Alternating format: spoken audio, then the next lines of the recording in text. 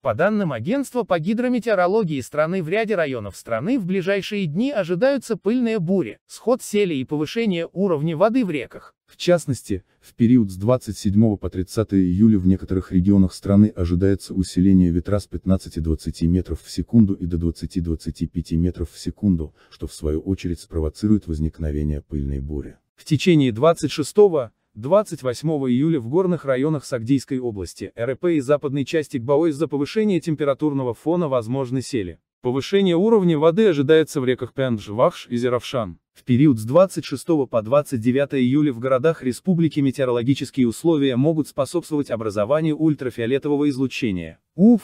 Из 12 до 15 часов содержание УФ может приблизиться к повышенным значениям, опасных для здоровья. УФ и излучение сохранится в Душанбе, центральных и восточных районах республиканского подчинения, РПП, Хатлонской, Сагдийской областях и восточной части ГБАО.